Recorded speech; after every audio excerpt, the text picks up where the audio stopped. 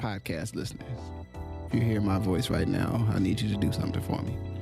I want you to take out your phone or on your computer, go to Apple Podcasts, search for Ask Your Oldhead Podcast. You'll see my logo, my little picture, my little image there. Find the show. Please rate and write a review.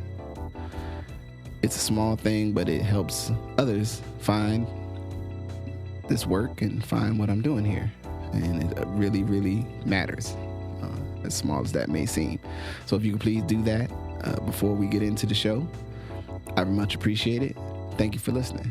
Let's get into it. Peace.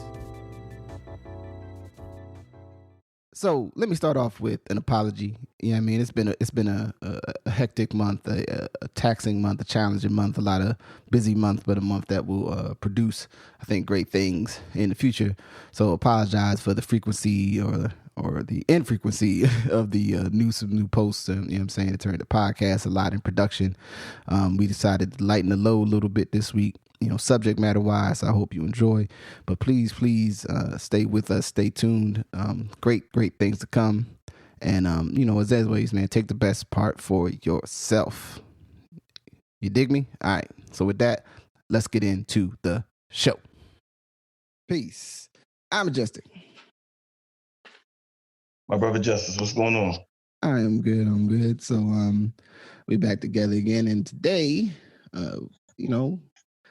take it a little lighter in life. So since last time we recorded, we had the birthdays of Stevie Wonder and the birthday of Biggie. Stevie Wonder is still with us. Biggie obviously has returned. He's not with us in the physical. And thought it would be fun to just do a little top five. What do you like most from them? And I wanted to just even to get this conversation started. Upon further review, because I think we had a conversation about like who could be on a versus with Stevie Wonder, and no one could be on a versus. Like you'd have to have Stevie Wonder versus Stevie Wonder. It had to be like him, and then like just people come in and be like, "I'm gonna sing the song with Stevie." He's like a whole nother universe. Like there's no one. Absolutely. I mean, you can do you can have fun and do the Marvin, Stevie, mixtapes and stuff, but just when it comes to pure output, and in some senses just because of time, right? Yeah. No one, you just can't do nothing with the guy. I mean, even in looking at a top five for Stevie Wonder, you just think about all these songs that were done in like 68, 67, right? Like they're just a whole set of songs that even in we're mid 40s, there's a whole set of songs that we don't even have access to. That was part of Motown. All right. Right. A lot of us get into this, early 70s Stevie, on to, Don't Drive Drunk, which I'll talk about later. But like, I mean, I think his music and his influence and the influence of the music that he did is unparalleled. I mean, obviously in our new generation, we would like to imagine that to some degree Prince and, Michael Jackson and those kind of things have been able to touch it. But I don't know about that. I really don't know who's been able to do what he's been able to do for as long as he did it. And as long as he is still doing it, no matter if I don't know when the last new Stevie Wonder song I heard, doesn't matter. The fact that he's still producing music. Yeah, I think, so it stuck with me. So what we wanted to do was a pick five, top five, and you said you wanted to go with records, like the whole albums, so why don't you go ahead and lead off? What's your first one that you would put on the docket for? All right, so I'll start with number 5 to me. And number 5 to me is Intervisions. And Intervisions to me is the top 5 because I know how important it is. I have to say that some of the songs aren't the stuff I would just put on to just go listen to. Mm-hmm. But like Living Just Enough for the City, this idea of like black soul with kind of like the rock element to it. You know what I mean? Also the intermissions, right? Like even the idea of like when you listen to the intermission of living just enough for the city, and dude comes to New York and somebody puts something in his hand.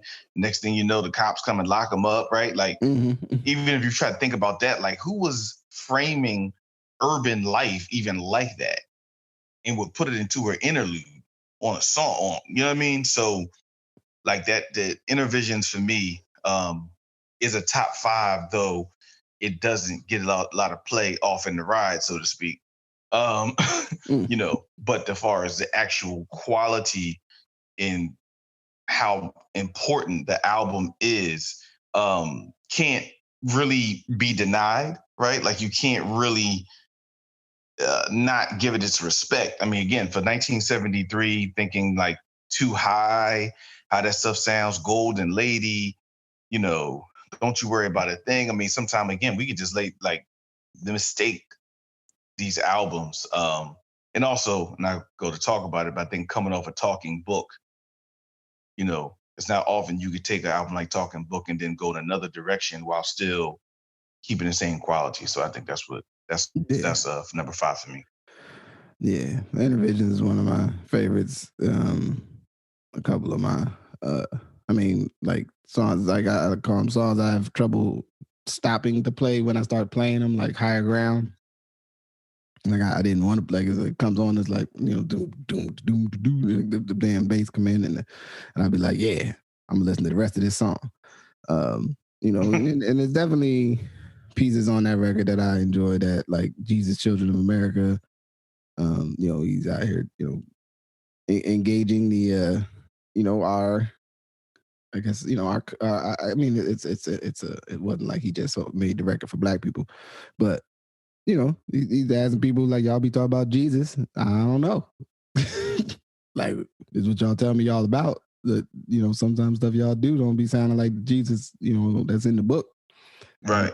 To start, you know what I mean? And then, you know, even to start a record with, you know, about addiction with Too High. It's like, it's a very ill record. So I tried to do in my own process, I'm sure this, so I'll give one of my top 5, and Intervisions was in mine. So we'll count that, because I actually tried to leave Songs in the Key of Life out because it's too damn good. Okay, that's fair. I actually noted that in my record. Like I tried to like use a couple songs and say, hey, well, these songs, and I was like, there's too many goddamn songs on Songs in the Key of Life. Okay. Yeah, I just put Songs in the Key of Life aside for mine, and I was able to, the next one I would share is actually and this was a record that I would say it was like, so I don't know if you had this phenomenon or experience, right? When you were here, like you came into existence as a person, and you got to whatever age when you could first start like knowing songs. And then, so as far as I was concerned, one Songs in the Key of Life like was the Stevie Wonder record, like that. Like I didn't really know. Then it was like, you know, whatever came after that. But then you would hear other songs on the radio, but it was the 80s where it wasn't no way to like go home and be like, I heard this song on the radio. How do I find that song?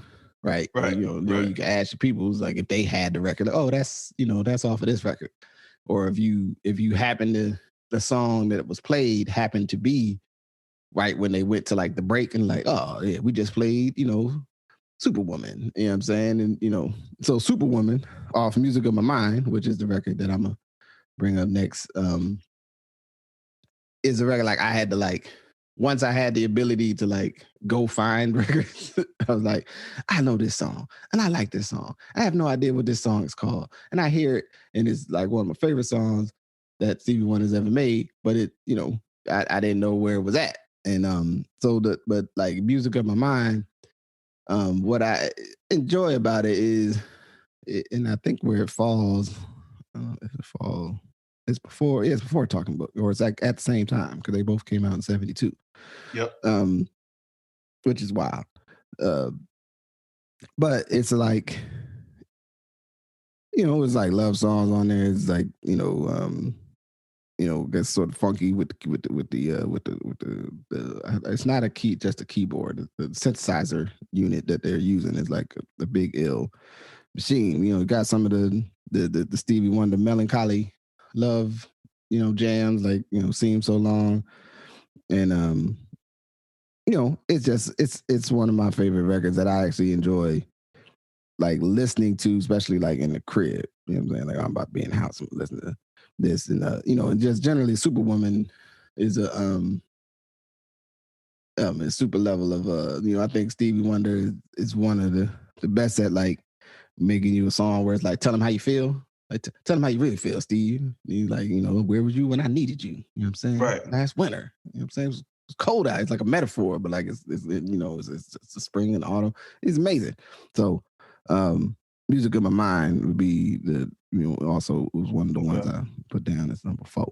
Or I don't know, had a number for sure, but it was in there. Okay, so interestingly enough, on that level, the next album I actually had was Musiquarium, right? Mm. And so I realized later when I went back, the Musiquarium was like a best of Stevie Wonder album with like 3 new songs. Yeah. Right? Like, because I always would wonder as a kid, like, Musiquarium, I don't know where to put that. Like, so like you talked about, and I'll share a little more for me, the Stevie Wonder album that became like the first album I saw and heard was Talking Book. Mm-hmm. And then the first album that was normalized to me was Hotter Than July, but I'll talk about those. But like Musiquarium was kind of like, I don't know where this fits in until I realized where it fits in is, hey, this is the best of Stevie Wonder with Do I Do on it. Right. You know what I mean? And that girl, like it's the best to do Stevie Wonder with new songs for today. Right? And which itself makes it really interesting because I often confuse it with, I'm sure we'll have some dialogue about this, The Secret Life of Plants. Yeah. Yeah, but like, you know what I mean? Like I would confuse it until I realized, like, I was a couple days ago, where I'd be like, oh shit, Musiquarium was really just the best of Stevie Wonder you always wanted to hear. Plus, we wanted to get these 2 new songs out, right? Like, Boogie Woman, which I think is important because it was his second foray into reggae. Which I think it can be easy now to forget that the larger quote unquote African American community was not did not embrace reggae from its beginnings, right? I think if you come into understand music post 89 with Shabba and you know what I mean, or like Daddy O and Third World doing Forbidden Love, you can forget that like music from the islands was not a part of like Black American music. So I think that was important. So yeah, Musiquarium is that for me. One, for those songs that were so distinctive coming out of Hotter Than July, when I kind of felt he hit a groove. That groove goes somewhere, but yeah, I'll stop there. Yeah. Not to say that Do I Do is an all-time example of Stevie wants everybody to win.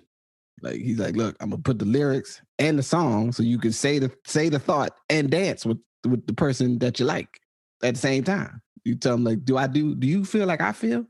When I show you how I love you and you like, do you feel the same way? And then you can also be dancing like at the same time. At least for us brothers that dance. Some of y'all I know ain't into dancing. Y'all gotta figure that out. But that was deep, Just that was I'm just saying, that was meta. That was meta, man. That's how I enjoy the Stevie, man. I'm all here. I was here with working on this yesterday with Laya. She was trying to watch the show, and I was gyrating around the house listening to those songs, going like, yeah, I forgot about that song, and that song's on this record. And yeah, it's like Do I Do is a and then it's a 10-minute song in the 80s. Like I'm gonna put out a 10-minute song with Dizzy Gillespie on it because I'm better than y'all at music. Right. That definitely is one of those like, and I put Dizzy Gillespie on to play, and yeah, we, I know y'all starting to like these 4-minute songs, but I'm waiting for that. this ain't it. And the song ends like 4 times. You be like, oh, it's about to end. And it's like, nope. He's like, and now Dizzy Gillespie. And then after that, then he raps. And he raps and scats. It's amazing. What I do. Yeah, no. All right, what I got?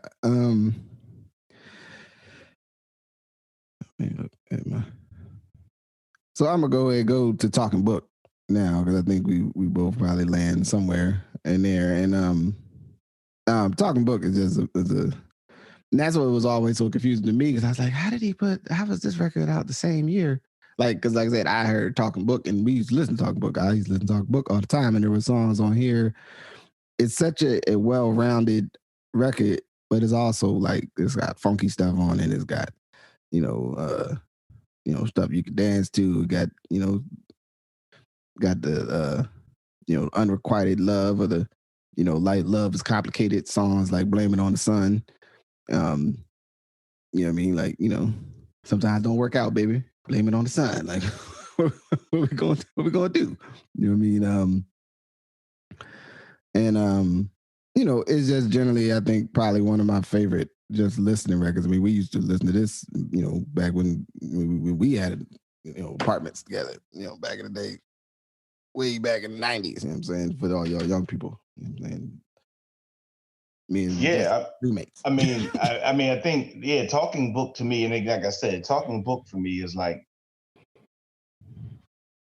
when you see an album that your parents still really hold to be important, but you don't know what the hell's going on, like seeing Stevie Wonder with braids sitting on some sort of rock in California, like touching something. Like, you see what I'm saying?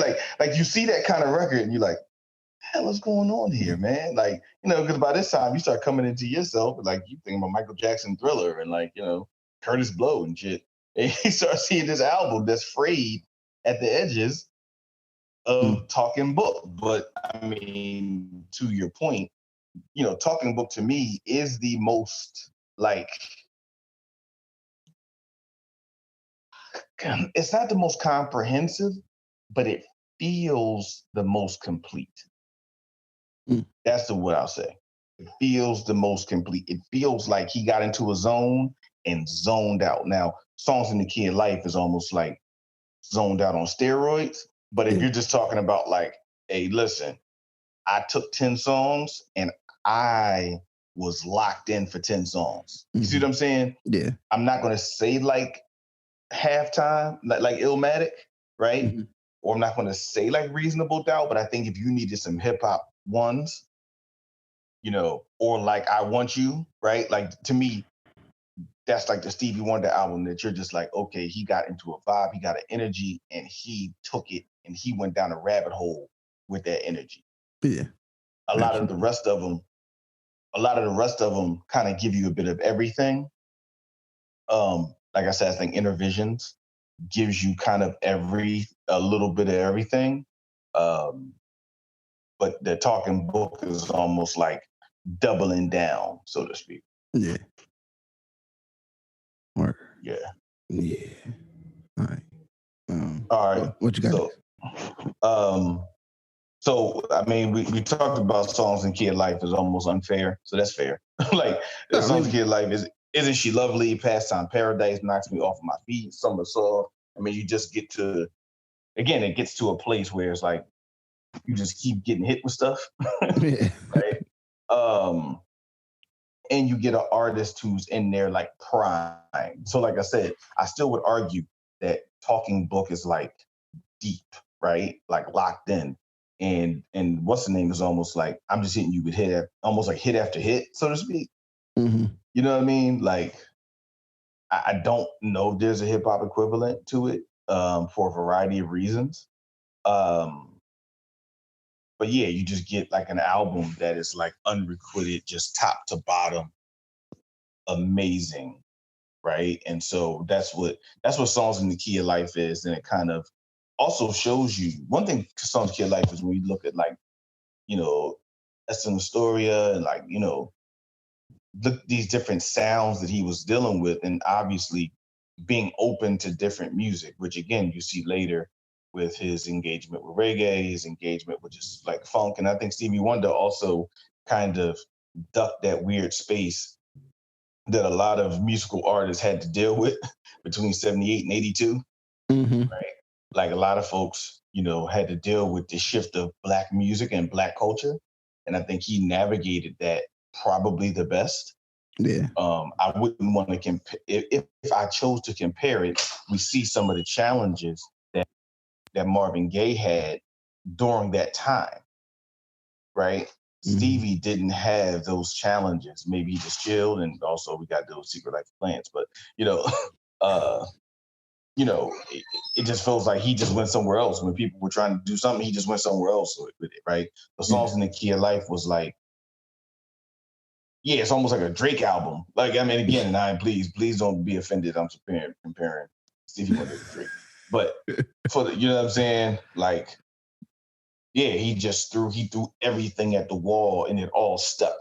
Yeah. You know what I mean? Yeah, I mean, I wonder at times if that album is so good if he was just like, man, I don't even know if I need to make music no more. Like, or like, I mean, I'm sure, obviously he kept making music, but sort of like, it's so many good songs, so many great songs, and then there's a variety, and then it's hard to believe that all those songs are on the same record. You know what I mean? When you start listening, you're like, wait a minute, these are all on the same record. And like, oh. You know what I'm saying? Like, and just the idea that, he started singing in Spanish. I mean, he had sung in Spanish before, but he's like, he just kept going with it. And then like even to me is like the sort of towards the end of that record, like All Day Sucker and Easy Going Evening, it's like these are songs you're like, oh, what's that? And it's like, wait a minute, this is a good song too. Like this song is dope too. Like, right. It's amazing. And we used to listen. I mean, you listen to a lot of these a lot. I mean, even though like Stevie always, sometimes the especially now, I think I don't see it as much like when someone tries to do like a informative song that's like a singing song. So like a song like Black Man where singing about like knowing your history and where you come. Got the who was Benjamin who put up the light to Benjamin Banneker, a black man. Like you got the kids stuff. Like that's amazing. I don't know anybody would do that in these days and times in a way that like wouldn't seem corny. I don't know if people thought that was corny then. I can't remember. I just liked it. And that's the thing. Like whether you do a song that matters because it matters. And you can still do a song about your people that matters, that is a good song. And here's the other thing that we almost take out of our minds now. You make albums assuming the children can listen to it. Right. Right? Like think about the last album that's not jazz or like, I don't know, whatever that you picked up and was like, oh, like me and Elijah just sit here and listen to this all day. Right. Right? Like we don't even think of new music being made in that context anymore. Right. Where it's for adults. They're like, right. Like this is for adults. Like this is adult music. Right. And so with that shift, the idea that you can't make a song for kids because I don't make kid music. So you make like adult music. Like, and I get it because when Two Live Crew and everybody started framing the music for, I would say, the broader society that even now impacts the R&B, like I'm saying. So it's not even like, R&B that used to be able to be kids listen to. Like you don't think about, even though Billie Jean was about some crazy shit, right? Right. It didn't stop your parents from letting you listen to Thriller. It was a metaphor. It wasn't on the nose, you know what I'm saying? Like today, Billie Jean is like, I don't know how much more explicit you could make Billie Jean, but in some way it would be. It would be. Yeah, it'd be crude. But you know what it would be? It would be crude. Yeah. It's not even that it wouldn't be, because you're right. It's actually quite explicit, right? Like kid's not my son. Something happened between us, and the kid's not my son, man. But it's like it would be. You would be talking about her. You would be castigating her, right? Yeah. And that's that, blowfly influence rap dirty. You know what I mean? Everything got to be like, damn, so leave nothing to the imagination. Yeah, like look at yeah. Look at like, who she is. She probably was out with this dude. It ain't my Yeah. baby. It's him. He's a sucker. Like, you know what I mean? Like, it's all right, man. So practice some discretion. It's just not my kid. Indeed. So let me see what I had here. And I so I went and I was trying to think about like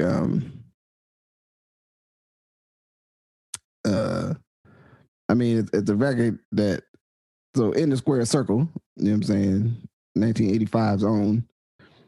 It's actually like it's a fun. I don't know. I enjoy a lot of that record. There's a couple songs that are sort of like I don't know where it goes, but then there's songs like "Go Home," "Overjoyed." I mean, obviously this is a he had an anti-apartheid song on the record. You know what I'm saying? Like it's like he's still Stevie. Like even if you what's the other one on here? I mean, Part-Time Lover. You just got Luther Vandross just singing backup. Like I'm Stevie Wonder, Luther Vandross sing backup on my records. And I think I was listening to another podcast, and I think is it Hotter Than July or somewhere in there? The band that's playing the music is the Gap Band. No, yeah, and I'll go to that. I'm gonna go to that one in a minute. Yeah,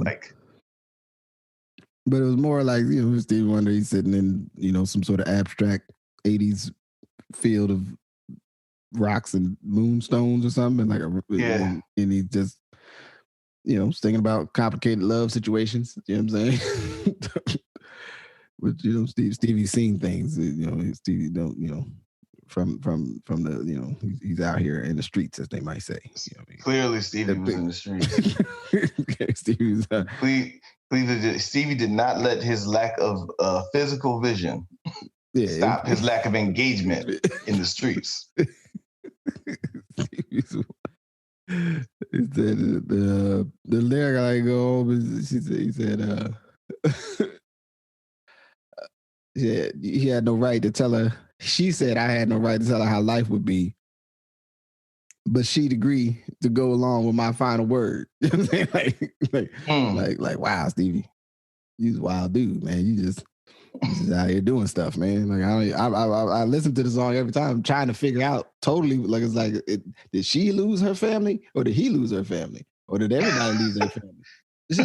And then was she waiting for him to like be not in a relationship so they could finally get together, or was it? And then he kept saying like, "Nah, baby, go home." Like, nah, I mean, don't do that. Don't be waiting for me. I'm on the road. I'm about doing Stevie Wonder. Stevie gave it right up. He gave it up. Wow, Stevie, you was a cold piece, man. So. And so I do want to touch on that time frame really quickly because you get Hotter Than July in 1980. And it's hard to do this without the weird journey through the secret life of plants, but I'm going to say that for last. Yeah. But if they Hotter Than July is 1980, right? And so, and then, so you get this amazing album, and then you get the best of Stevie Wonder, aka Musicarium, with 3 new songs in 82, right? Mm-hmm. Then he goes to doing, what's the name in a red dress? The woman in red, right?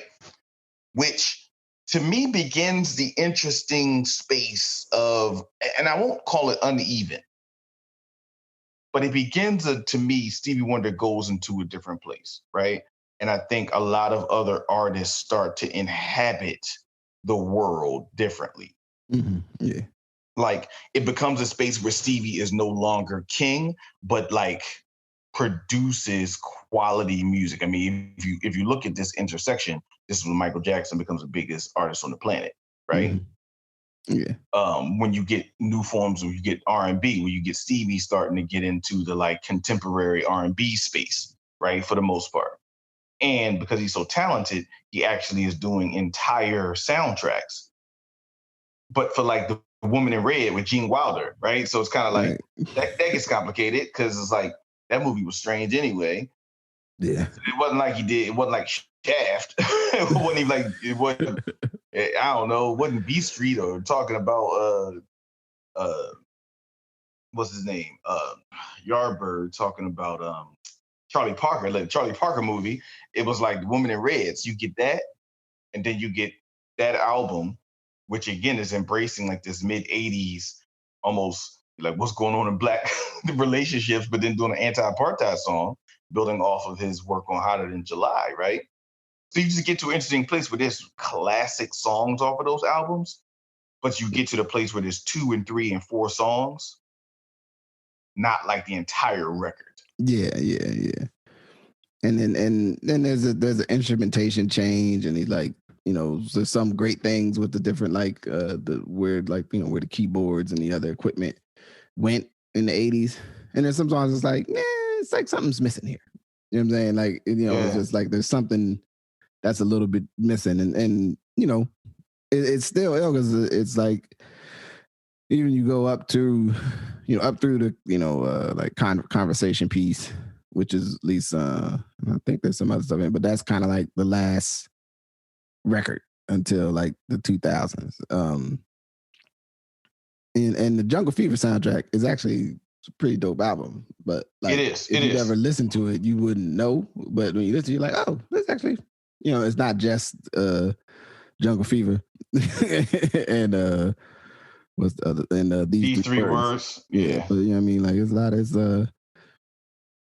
That's what I'm saying. It's almost like he moved to the balcony by that time. Yeah. Right. Like there's a place between like 84 and 91 that he moves to the balcony.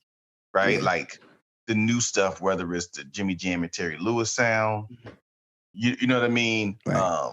Whether it's just the Michael Jackson pop takeover, whether it's the, you know what I mean? Just all that kind of influence kind of kicks in. In that hard instrumental kind of Lisa cult jam music that's kind of like black, but everybody. So yeah, I think you just have an interesting space that he gets there. And I think part of that, and then go back to Hotter Than July. Hotter Than July was a seminal album for me because of kind of its coattails. Right.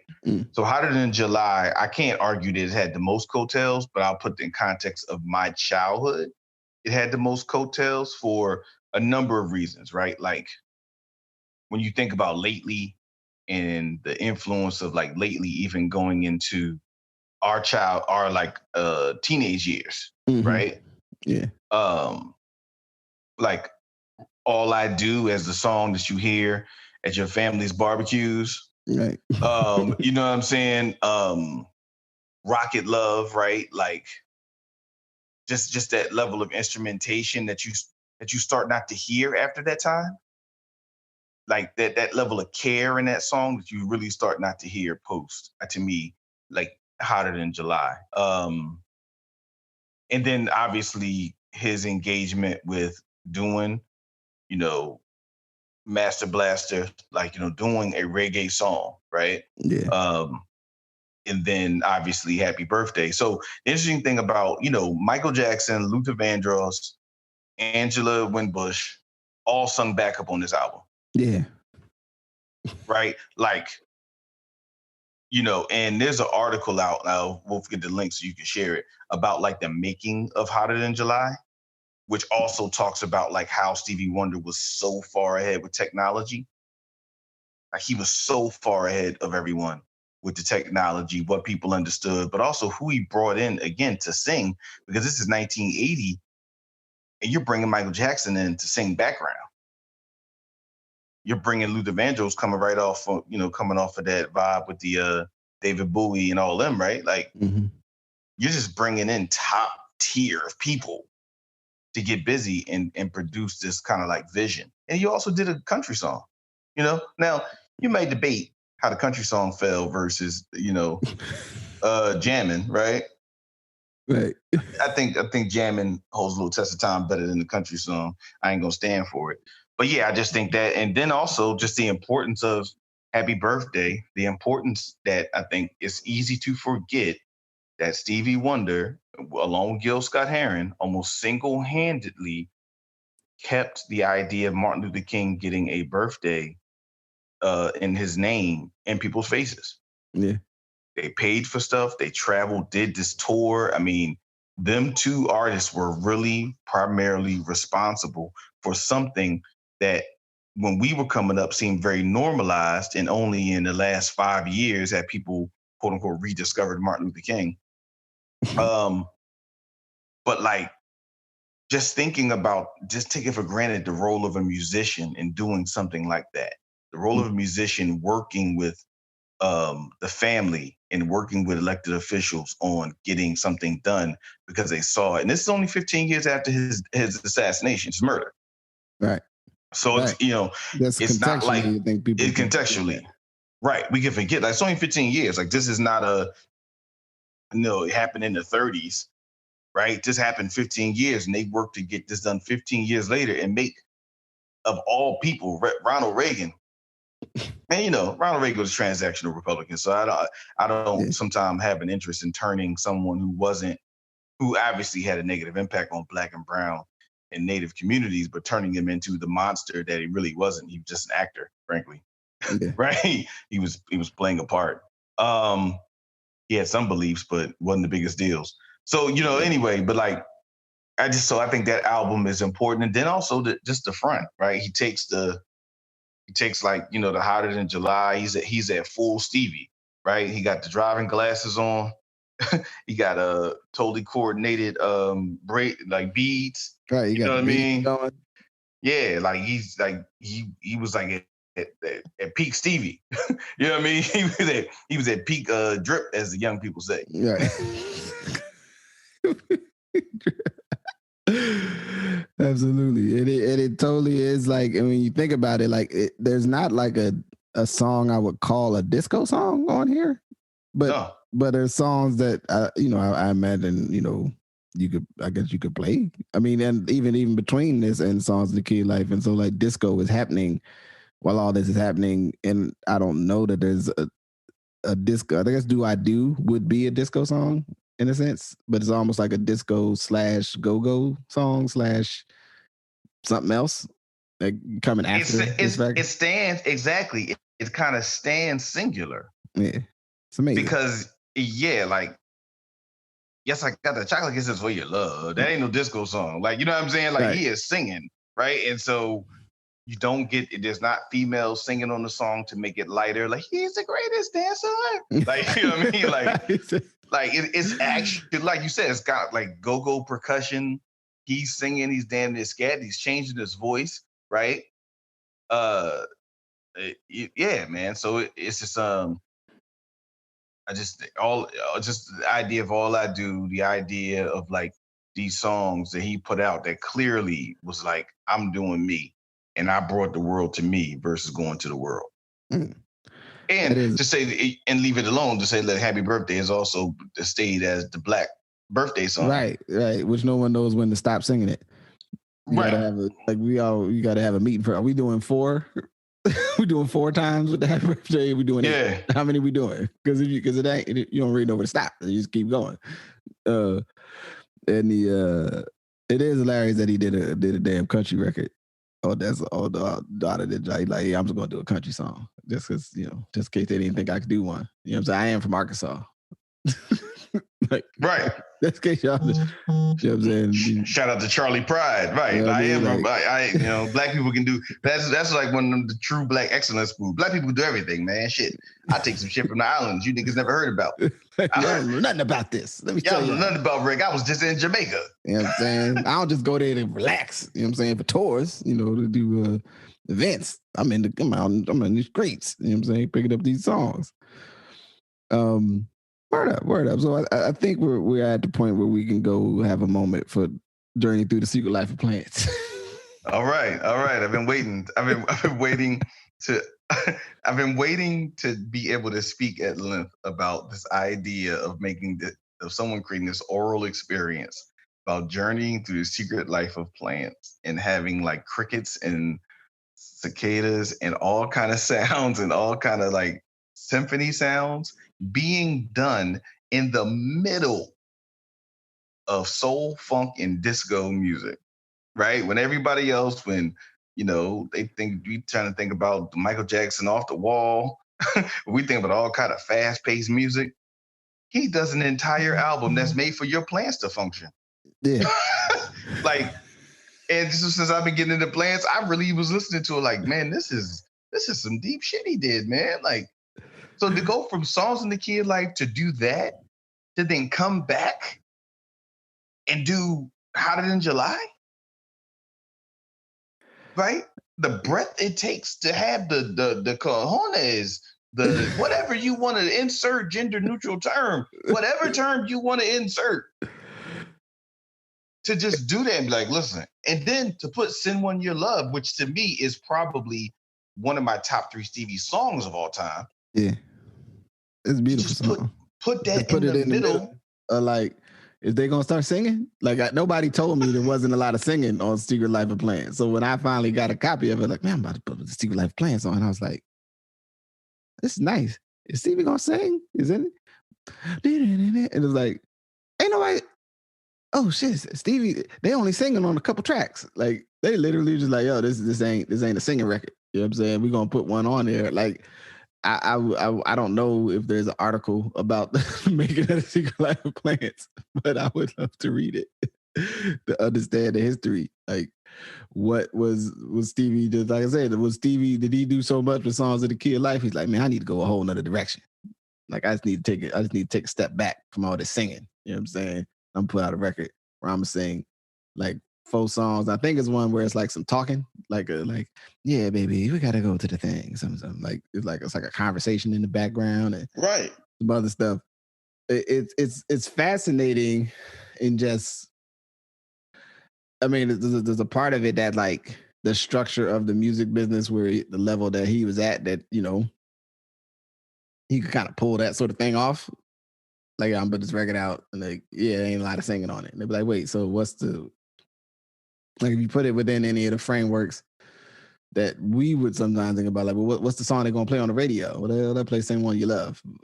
What about, you know, I mean, man, you know, the other songs that, look, listen, it's for you to be listening and you know, and the deep, go into deep meditative thought. You know what I'm saying? Like, deal with your meditation or your transcendental experience. Like, it ain't for, you know, all this hooting and hollering, so to speak. All this boogie night shit. You go boogie with somebody else. Like, Stevie Wonder wants you to get in the mode with your plan, with the living, get rooted. You know what I'm saying? Into the earth. So it's amazing. I think, but it definitely catches you off guard, because if you thought like, oh man, it's just like some secret, you know, jams on here, or some song I heard that I didn't realize what record was on, and then it's like, oh snap, it ain't no singing. Barely. It ain't that. I still actually do enjoy it too. Like, plans. I just had to be in the right mood. Like, I got to be in the right place for Journey to Secret Life of Plans. Because there's not like songs like you can't sing along, you know, which is actually one of my favorite things about a lot of Stevie Wonder songs. They are in the range that I can sing along, at least to myself, and feel like I can stick with it. Like, where some people's songs, where you want to sing along and you ain't no trained singer, it's like, oh man, that's too much work. I can't do all that stuff they doing. But, and not saying that Stevie songs are simplistic. I think he's created music where I imagine everybody thinks they can sing along the Stevie Wonder songs, even if they can't. It ain't like Wishing on a Star from Rolls Royce, where it's kind of like, you can sing along, but you clearly know that this is insufficient to get across what she just got across. Like Minnie Riperton, like, you're not doing enough here. Yeah. You're like, you're clearly, you know, you got to back up. Like, there's a point where you got to like drop out and let the record. You can't lie to yourself. I love Stevie Wonder. So, did we get the 10? I think we did. We did. Okay, cool. So, in the pivot of love, you know what I'm saying? We just gonna parlay over, you know, to Brooklyn's own Biggie Smalls, the Notorious B.I.G. And you know, and it's always interesting because folks celebrate when Biggie was I'm always sort of in a flux. Like, should we celebrate when Biggie was murdered, or should we look at when he was born? It's sort of an interesting challenge. You know what I'm saying? It would be like, I mean, it's not on the same scale, but just in general, it's almost like, it's a big, people make, I mean, I guess for our generation, though, it's also like a public mourning. I guess you could grieving, so to speak. So I guess that'd be it. But in any event, it always reminds me when you go to work through, Biggie's music, is the sad part that it's like you don't really know how much more music he was going to do. You know what I mean? Because he really didn't get enough time, I think, to do, like what would have the fourth and fifth, Biggie records look like. You know what I'm saying? Like where would he have went with his, not just his subject matter, you know what I'm saying? How would it have developed, in light of his ability? You know what I mean? Because his ability is amazing, the patterns and everything. But just so it's just disappointing at times when you look at it from that light. But we're gonna try to, we're gonna stay on the top side of the 8 and deal with just what some of the joints we love. So we came up with 5. You got 5, right? Yep. All right. So I'll start with my number 5, and kind of wrap it in. I think very similar to what you're saying, and it kind of ends up with my number 1 song about him. We don't know how good he could have been. We know how good he was, right? But if you even look from 94 to 97, you see a level of growth lyrically that I'm hard pressed to see in any other artist in 3 years. Mm. Right? Like, this is just being real technical as former rappers. Yeah. Like, the level of technical growth he did from Party and Bullshit to the only one I can even think of kind of that was similar was the Andre 3000's growth. Mm-hmm. Right? From, the Christmas anthem, Players Ball, to like some of the stuff on that Liberation and those Aquemini and all that kind of stuff. Like, where you just saw this huge shift in topics and rhyme patterns. Like, so for me, number 5 for me was My Downfall. Mm. And, for that album in particular, you had it where you get these double albums where they're trying to double up and quote unquote kill the game. And so everyone remembers More Money, More Problems. Everyone remembers these other songs, but like songs like My Downfall, and by extension, also another one that came after that was, for me, was Long Kiss Goodnight. Mm-hmm. Were examples of how he was still at the top of his game in the ability to rap as good as all the other rappers, which at that point was, kind of quote unquote in question because of all the other stuff that was happening.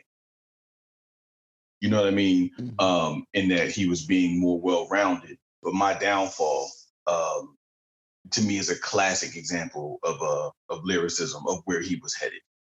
Absolutely. And My Downfall was on my list too. It's definitely probably my favorite record on that album.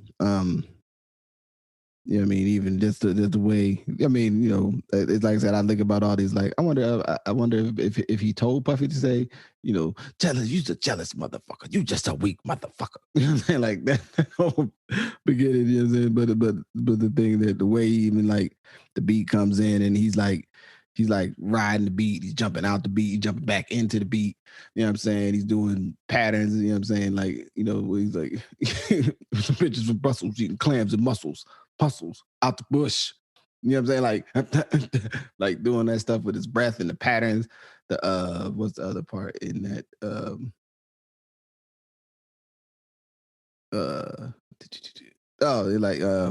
But then even the subject matter sort of like my friends is lying, who killed them, filled them, with the or they record. Dying ain't the shit, but it's pleasant. Kind of right. Quiet. You know what I'm saying? Like he just then he like jumps back in, watch my niggas bring the right. Like, Biggie going, it's like, yeah. Like he had another level of command of his voice and rhythms that he almost forced you to get into, that you might not have started like you wanted to like, but you might have had to end liking. Like it's different than the Nas's or the different to different rappers where it was like you know, the quote unquote way that this person raps is undeniable. He almost like forced you into liking it because it was that good and that ahead of its time. You know what I mean? So I mean, I think you looking at my downfall, talk about Long Kiss Goodnight. Next one I'll bring up actually is Who Shot Ya? And Who Shot Ya was like a culmination of a lot of hip hop, and I mean during that time, because you get him doing Who Shot Ya, you get all the stuff around Who Shot Ya, but you also get this mix of just like a straight beat and a rapper. Like, and and again, with all the stuff that was going on, he just had times where he showed you, like, if I'm not the best, go get him. right. Just straight up, like, and who shot you in these songs we talking about, give him the, now there's other stuff that he shows. I mean, we all know the whole Notorious Thugs and him flipping that flow. We all know that stuff, but like these songs to me were just examples of him being like, even though many of us, and you and I included, probably were not inclined to like Biggie as much as he should have been appreciated during that time, because you're getting into people's personalities and the ideas of record labels, and you know what I mean? Mm-hmm. Yeah. You're getting into all this stuff versus, is this person good or not? Yeah. Right? And almost letting Diddy's stuff overwhelm the fact that he wasn't to be messed with. So yeah, I think Who Shot Ya is like exhibit like 1A. If somebody was like, all right, tell me about a song in the mid-90s from the East Coast that was good. Oh, put on Who Shot Ya. Right. Like, you know what I mean? Like you can see like Criminology. Like that. It's like one of them things, like put on Criminology, put on Who Shot Ya. Like, right. You know, in that seething energy. Now, you know, people can often compare him to Hitchcock in the way he told the stories. But it is interesting in the level of seething energy that came through Big's raps. Yeah. Yeah. And I like to say too much. I like to say most of y'all, but I'm not. Right? Like I like to say something, but I'm just going to keep my mouth shut. Yeah. So one, and maybe an unconventional pick, but I actually like Sky's the Limit. And off the Hypnotized record. And what I like, I actually like the verses. You know what I'm saying? Like the verses, it was for that time to like how you make a radio hit. You know, you get some verses, you get some dudes singing, you know what I'm saying? You know, I love always like a good, you know, rag to riches story, you know what I'm saying? And that's sort of the theme of that song too. But like, you know, when he's, you know, starting off describing like, he's sewing animals on his shirts, you know what I'm saying? And you know what I mean, getting into, you know, getting pressed about, you know, that your gear is fake, and then him figuring out like I ain't gonna be the victim, I'm gonna be the wolf. You know what I'm saying? And like taking someone through that, you know, within the context of the song. And it's a song that, you know, like I said, it sounds good when you're driving. Like if you're riding, you listen to it, like see the inside, I see you later. You're like, oh yeah, go ahead, Biggie. Tell him about how hard it was coming up. You know what I'm saying? But he also was right, lets you know that stuff that you can really relate to, where your sweatshirt ain't the real sweatshirt. Right. Like you got a fox on your shirt. You don't have no little crocodile on your shirt. You know what I mean? Or you got some other animal that's not supposed to be the proper animal. Like, oh, your sweatpants ain't got no pockets. Like, you know what I mean? I don't know if I don't know if, I mean, you know, poverty is still poverty, but I don't know if those particular experiential things happen the same, at least in most of the U.S. I mean, I'm sure there's still, like, I know there's lots of fake Supreme gear and other things rolling all around, but just the general idea that like it was really like a thing, like for somebody that like some other shit on the shirt, you'd be like, what's that? What is that, an ostrich? Like that don't look like that don't look like the Polo Man. Like what that man? Right. Like US people, you're a United States Polo Club. Like when United States Polo Club get a retail outlet, they get an outlet. Right. Like that was not a it was a different time, but that was also, you know, so I think it's a, you know, it's not a it's definitely like a song that is not a like if I was like, yeah, you need to if you need to like Biggie, you need to listen to this. Like, no, like, you know, it's more of a song like once you listen to Biggie, and then if you can not if the sing songy chorus don't throw you off, he actually has got like real got, you know, actual verses in there. Like, No, you know no, what I'm saying? absolutely, And absolutely. you know what I mean, he gives it up, you know what I mean, on that track. So what you gonna pick? So next one is Unbelievable for me.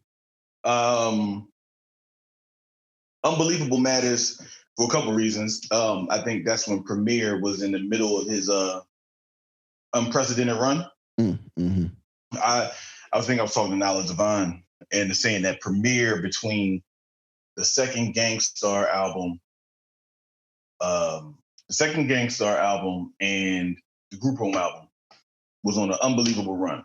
Like the second Gangstar album, J. Rule's whole album, whatever he gave Nas, whatever he gave Biggie, whatever he gave any other rappers, whatever he gave Group Home, like he was just at the top of his game. So that 93 to 96 Primo, and to me, Unbelievable is a perfect example of when a rapper that is hungry connects with a producer that's at the top of their game. And so Unbelievable is not late Biggie, it's early Biggie. But you start to hear what was going to come in the final song I'm gonna share. But you start to hear what was going to come again technically. And the thing that made Biggie so good, going back to this, is like you have this history of flowing from the Rakims, the Cool G raps, the going to the puns. You like when you have this like certain way that they rapped, and it is a clear line. Biggie clearly heard them all, and you could tell he was influenced by them all. But what he did shifted and actually created like a new path. Like he used his voice and his rhymes in ways that then people would start to mimic him and stop to mimic the people that came before him. Mm-hmm. Yeah. So if you're a rapper at a certain time, you mimicked Big, right? You mimicked Nas. I mean, those people were kind of like fundamental in saying we were mimicking these particular groups of people. And also, I mean, Jay is over there in his own place because he takes the best of what he does with Jazzo, with the mastery of a whole different set of styles, and then conditions it to the time. But so I think Big just, you know, Unbelievable, and then playing off of Juicy, right? Because you get this song where he does his Rag the Richest Tale. Everyone likes it, hell of a sample. And then he comes with this extremely hardcore song that, again, up until that point, you didn't have that. You had Redman. It was hard. Yeah. Like, you know what I mean? Like EPMD with Headbanger, blow your mind. Like, yeah. I mean, you just got this kind of music. So for Big to take the best of the Harlem culture of like the more R&B beats and have rapping over R&B beats, but then still to be able to do the other element of the craft, I thought that was important. Yeah, absolutely. And yeah, I mean, I guess I always think about, because I had that and a couple other songs from that record, like on a mixtape or something, you know, a little bit before it came out. So I was, you know, by the time the record came out, I was already like, yeah, it's my jam. Like, boop, boop, boop, boop, boop, boop, boop, boop, boop. Big Schmoll did the illest, like that whole, you know what I'm saying? That's one of my favorites. So I went, wait, I'm gonna put this in the middle because Suicidal Thoughts is an ill song, and the sentiment that he speaks to in the song, and it's interesting because I think at the time, I don't know if it, I mean, I remember thinking it was like, man, yeah, he just did that, but I'm sure it's like, it's not really a concept anybody wants to like be in the house thinking about suicide. So like, as like a cell, like, oh man, put on this song about suicide again and let's do it. But you know, especially now operating and looking at it from the perspective of someone that does the intervention and service work, and or has done that work, and thinking about generally with men that you know, suicide is a real thing, and that you made a song talking about it at a time when there's definitely a lot of men who, you know, coming on the backside of the early second wave of the crack age, like had done and seen terrible things, and you know, were making reckless decisions that were akin to, you know, how one would maybe try to hurt themselves or have something happen so that they could, you know, escape, you know what I mean, sort of what they're dealing with. And it is a I mean, I think, you know, he wrote the song, you know, I get the sense that it was written from actual feelings, you know what I'm saying? Like thoughts that one really had, like not loving yourself, feeling you're not worthy, feeling you can't be redeemed for stuff you've participated in, struggling with that you might be involved in mayhem and you kind of like it. Like you act like you don't like it, but you kind of like it, but then you kind of don't like it, but you kind of like it. You kind of like the feeling and the power of, you know, being, you know, holding your neighborhood hostage, so to speak. You know what I'm saying? And to create to make a song about that, and that in many ways accurately depicts, you know, sometimes what happens when people are having suicidal ideation. They usually will call, especially men, they would sometimes will call someone that they care about, and they may not speak to it directly, they may not ask for help, but they will reach out to like this person before they're about to make this, you know, try to make this attempt, you know what I'm saying? And, you know, from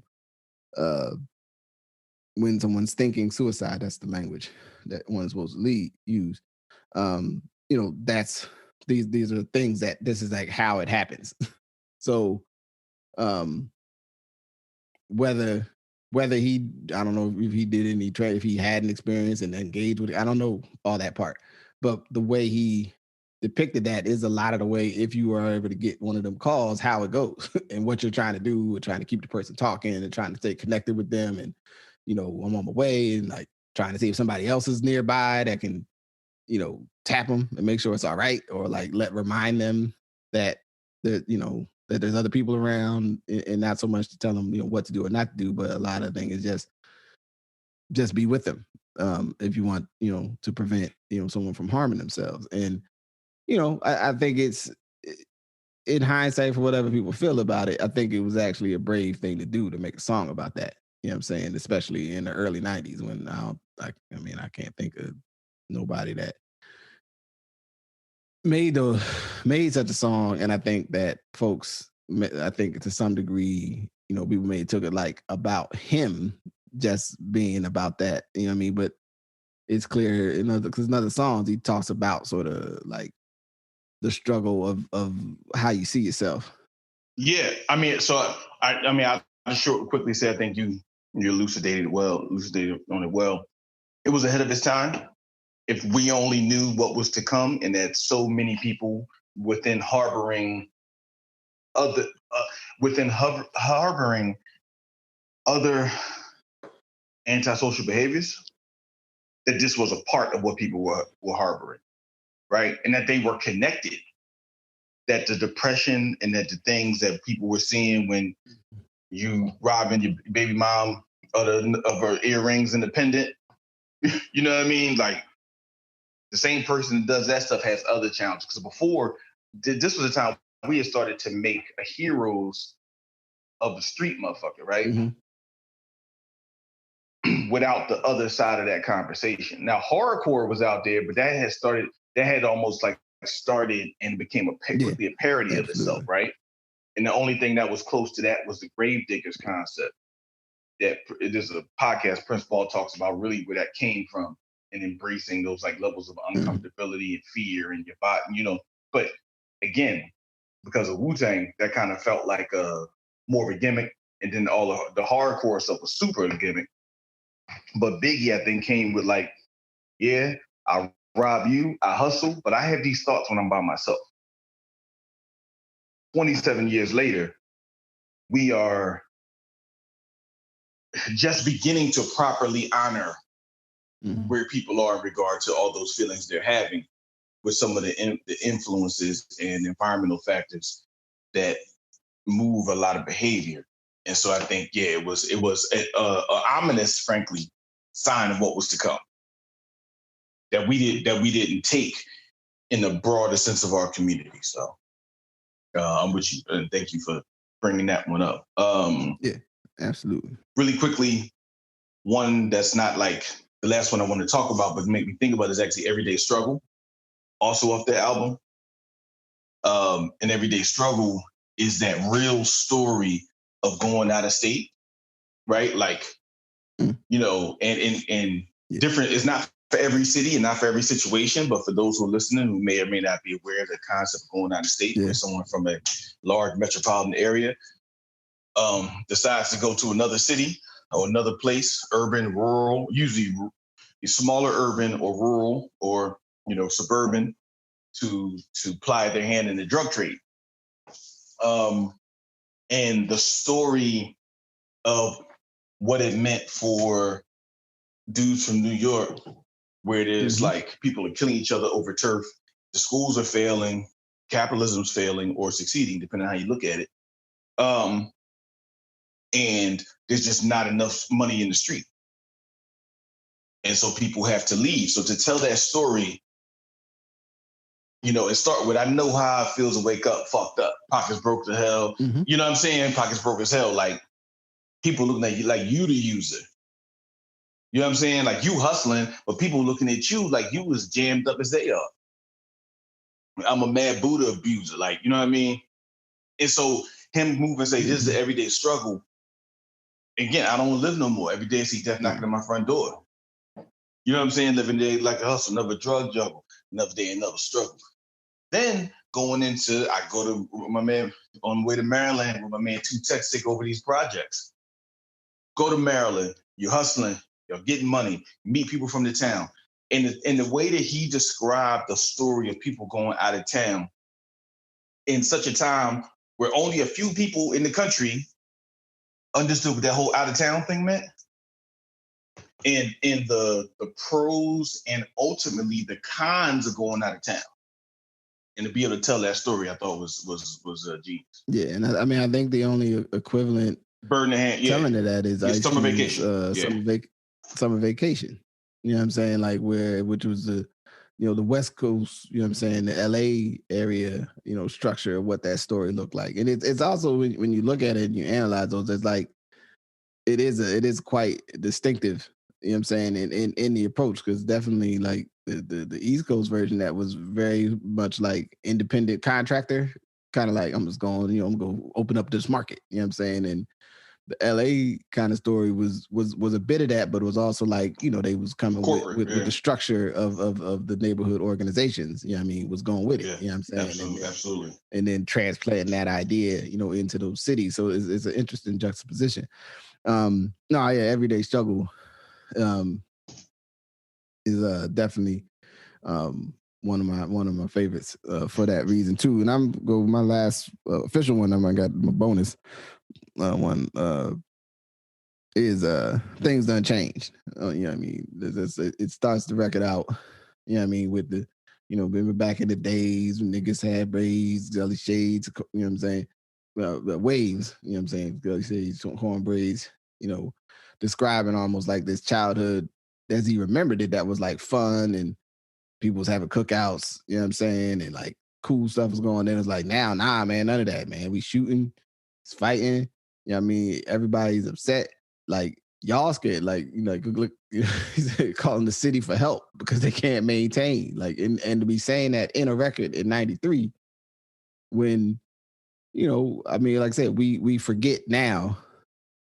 Like, you know, and some people say they don't, but like we talk about the 94 crime bill and all this other stuff, is that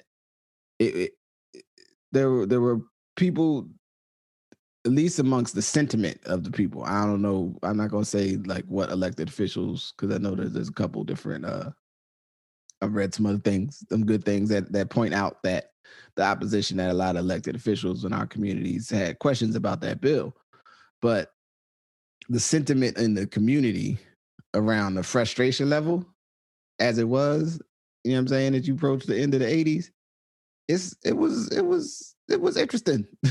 You know what I'm saying? I was involved in a march yesterday here around this, to activate Black men and bring awareness to, like, you know, around the murders and the violence that's been going on and what we can do. And, you know, a more repeated theme from different folks that spoke or shared thoughts was, you know, still the lingering thing of sometimes us not engaging our own kids. You know what I'm saying? Or the perception, whether that's real or imagined, right? Or even people furthering the idea when you're like, oh man, these kids, they different. You know what I mean? Like people have been saying the kids was different since we was kids. You know what I mean? Right. And it's a, you know, we're gonna do a song. That song is like set sort of the stage for everything else that's like on the record. But it also is, I think, a great capsule, you know, or capture, you know, time capsule of like, yeah, like the streets is like you used to just get in a fight. And like now, you know, I guess you could just say, oddly enough, juxtaposing to the Chronic, where he's like, you know, remember they used to ride, now they blast. Like, you know what I'm saying? Like, Right. they're like, we transitioned from just where like guns were existed and like guns was out there, and sometimes people would get shot. But more often there'd be fights and, you know, robbery, like all these other things. And then some people would get shot. You know what I mean? But like where things just started transitioning, we're like, nah, it's a lot more shootings. You know what I'm saying? It's shootings all the time. And that being told in the music, and then even the because the other part of that song is the level of, I mean, even where he ends, where he's like, you know what I'm saying, my mama got cancer in her breast. Don't ask me why I'm motherfucking stressed. Like on top of all this street shit, my mother's got goddamn health condition that could kill her.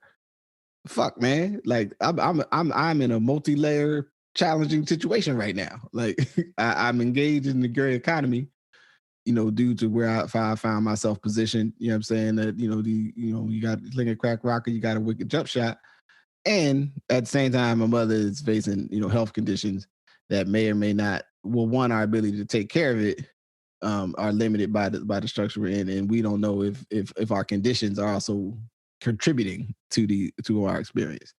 So this is, You know, a song. no, I mean, thank you for bringing that to the table and kind of like really bringing those lyrics to thing. I think one, so many people got used to those times and that change. They will be like, yeah, it is a little wilder than it was when I was coming up, and everybody just says that, right?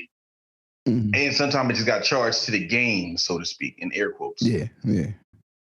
But you know, most music that was talking about the conditions of the community usually was saying, hey, yo, we got to work to change the conditions. Biggie's music and kind of NWA's, but I think Biggie sharpened it, was, I ain't telling you how to solve it. I'm just telling you how I feel about it. Mm-hmm. Yeah. Where a lot of other music was saying, hey, man, either let's stop shooting each other, or the system is the people that's doing it, right? Where Biggie stuff is like, I'm writing to tell you this is how I feel first person. Do with it what you will. Yeah. Right? Clearly, you know, the music at that time, besides it being really good, we were in the midst of that era. And I think clearly the policy prescriptions. And quickly just want to talk about one thing you said is a good point. Generations later can talk about the 94 crime bill, and I get it. However, if people are being honest to their constituents, and there is a space because of, you know, post-industrial capitalism where there's just no need for all these workers anymore, right? Mm-hmm. Sometimes we just got to be honest. There's no need. Once we got into post-industrial society, there's no need for all these other people. And then there were industries that came in and fit the bill when there was no need for all these other workers, most of whom were Black. Mm-hmm. And young and Black men in particular, who were in factories and all this stuff. People became quickly adjusted to the point where children became the people who were making all the decisions in neighborhoods. And because of turf and because of access to weapons, because of access to cheap cocaine, there were people that felt hostage. And I don't think we can't not say that. Yeah. Like, we can't not say that people felt hostage, were taken hostage. Like, when people have to move off of blocks, and you could literally just happen to live on a block that gets taken over, and it's a crack house or two crack houses, and your investment from your family goes to zero immediately. Again, it's nice to look back on it and be like, that's not what it was, or look at it through a lens of a different kind of sense. That's not to back up those votes. It's just that you make a vote with the best information you have at that time. Yeah. And we didn't have all the think tanks that we have right now. Right. And there was a much more traditional, dare I say, conservative strain running through the Black community of self-responsibility. And, you know, me and you, we've done shows about this whole vein of community, our sense of community versus sense of self-responsibility that constantly runs through our community in public thought and public action. Yeah. So I just think what you said is genius, and I think it's important to remember. So my last one is Victory. To me, Victory is probably one of the best shows of lyricism in hip hop history. I think he had reached where he was. You began to see where he was going. Mm-hmm. That's the way I describe Victory. Victory began to show you what was about to happen if he kept rapping. Mm-hmm. And he had again, there's many people that use or have a variation of that line. Where all nights I perform like Mike, anyone, Tyson, Jordan, Jackson, Action, Pack Guns. Like what? Like, and then he goes into another rap. He goes into another thing, ridiculous. And like, you trust. Like, this world I trust to Otto. You used to call me fat, so now you call me Castro. My rap so militant. Y'all ain't Oops Cristal keeps spilling shit. Yeah. Like, yo, that 30, 45 seconds is like when certain jazz songs come on, or certain Stevie Wonder songs, or when you hear I Want You from Marvin Gaye. Like, you just reached the heights of what we're going to hear here, right? It's like when Mobb Deep comes on, like you know what I'm saying? Like when Shook Ones comes on, like whoa, yeah. Like, you know what I mean? Like, we never heard nothing like this. So yeah, I just think Victory just gives some insight into where he was headed and who he was about to be, and the reassertion, frankly, spurred on by Jay-Z, that he had to reassert that even his friend was not as good as him. Right. Because his friend was very good. Right. He's like, he's good, but I'm better. I'm better. And so I had to start showing y'all that I'm actually better than my friend. You know what I mean? So yeah, to me, just straight Victory is one. Yeah, Victory, I mean, is it's hard to think that, like, you know, you wonder if you know, like I said, if his untimely death and murder had not occurred, like, how would that relationship have played out? You know what I mean? Would it become contentious? You know, would it have stayed? I think they probably would have stayed symbiotic in some way, but also it just makes you wonder. You know what I'm saying? Like, how does that play out? How does that even impact other things? Like we did the conversation about DMX a couple months ago. Like, does DMX happen the same way if Biggie's still here? You know what I mean? Or do those two things come together in some way? I mean, I think to a degree, because there's an aspect of DMX is sort of like an Uptown returning to the music kind of thing. Yeah. Yeah. I mean, so I think in a sense it happens either anyway. You know what I mean? It's not really, because for a minute there you could say basically kind of Brooklyn was running things. You know what I'm saying? Or, right. The parent in terms of New York based artists, and then but it's just it's the sad thing, when you think about, like I said, the brothers, being murdered, and it's still not solved. Just for everybody out there, a major recording artist was killed in public in the 90s in one of America's biggest cities on a busy street, and ain't nobody's been able to solve the crime. So just, if you ever wonder about, people's indifference to the, law enforcement system, it's sort of like, I mean, one of the most famous people in our community, as it were, at the time, was murdered in public in front of thousands, like at least hundreds of people, because it was in front of an event, and nobody could solve the crime. So, work on that. Get that together, LAPD or whomever is in charge of that particular situation. It's like, It's upsetting when I think about that. It's not, or there's layers to it. I'm sure they'll be like, well, people won't tell us what they saw. I'm sure somebody would tell you what they saw. Everybody there wasn't, affiliated or a non-civilian, as it were. But at least I think the closing song I'll bring up is it's one the first like where saying party and bullshit is it's still one of my favorites. The second verse is like when he said ask me wait damn I get it. Yeah, B asked me if I had my piece. Sure do. 222s in my shoes. Party me love. I'm in the house.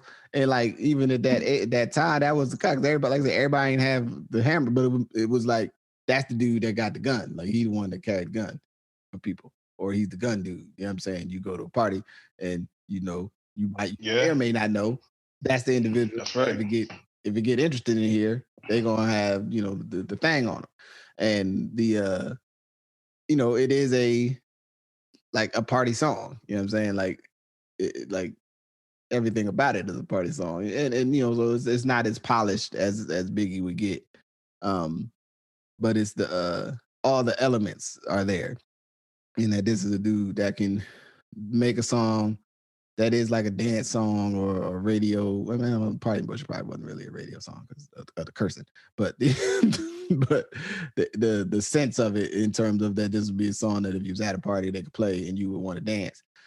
But he was also rapping, like the verses was real verses. It wasn't like, cat in the hat, simple-minded raps. You know what I'm saying? As the RZA would say, he was cat in the hat, simple-minded. He was so mad on that record. He said, yeah, he was simple-minded. Yeah, I'm like, damn, bro, you upset.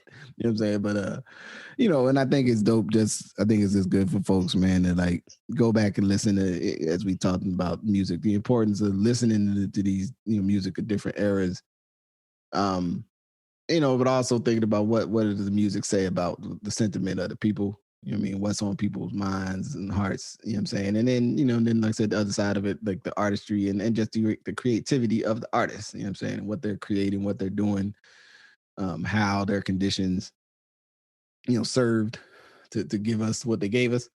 We didn't get to talk about, I don't know if you want to close going back to Don't Drive Drunk. To close out. Again, I think here's the thing, I think you make a really good point. And you bringing up a couple of those Biggie songs that, frankly, even I never went back and thought of him in this context, right? Mm-hmm. And some of the context you spoke on. But Don't Drive Drunk was, again, when, Stevie Wonder starts, doing Stevie Wonder songs, like the issue of the time. And again, it's easy now to forget that, like, at least on television with Mad and Sad, Mothers Against Drunk Driving and Students Against Drunk Driving, like that was a real force in the American cultural war in the 80s amongst like people having alcohol and driving drunk. To the point, just like you can't imagine a time where people didn't say put your seatbelt on. There was a time that people did not say put your seatbelt on. Right. They said don't drive drunk. Right. Right, like the seatbelt came after the Don't Drive Drunk. Right, it didn't come before the seatbelt. order of public importance. Like, and so I think artists get to a place in their musical careers where different things start to play out. And again, like Stevie Wonder did Happy Birthday to Martin Luther King. He had done anti-apartheid songs. He had done. In 1991, he does an album around Jungle Fever that deals with interracial relationships, love, and crack, right? Like, it's important that crack particularly was an important part of Jungle Fever and Spike Lee's ability to see that and Stevie Wonder's ability to bring these things to the surface. So, you get to songs that reflect the times. I just think we'll be in an interesting space where we hear some music today and we'll wonder what was the timing and why was it produced other than the fact someone just wanted to hear this idea. Mm-hmm. Like, what was its connection? Was it done in a pandemic? Was it not done in a pandemic? Was it done when people had access to money, or literally did it get to a place of this is what people want to hear, so this is what I'm going to tell you. So just think music reflects the times, but also times reflects the music. And when, at least say for Black people in America, when your music starts to have no connection to the time, woe to us. Yeah, absolutely. Absolutely. So with that, I mean, I say, one love to Stevie Wonder and all his folks, and he's still with us, and love, respects to Biggie's family and Biggie. You know what I'm saying? His children, whatever members of his family are around to hear it. Thank you. And that's it for me. My man. All right. With that, I say peace. Thank you for listening to Good Brothers. Thank you to my good brother, I'm Majestic. Thank you to you, the listener. We try to record regularly, staying up to date, abreast, engaged in live real time, what's going on in the world, and hope that our conversations bring something meaningful and valuable to you. Best way to support the podcast is one, by sharing the podcast. Pass it to a friend, pass it to a family member, listen to it when you out and about, maybe with somebody, unsuspectingly next to you, get a little touch of what we're doing. The other way that you can support the podcast is becoming a patron. You can look up Ask Your Oldhead on Patreon and just find the level that works for you.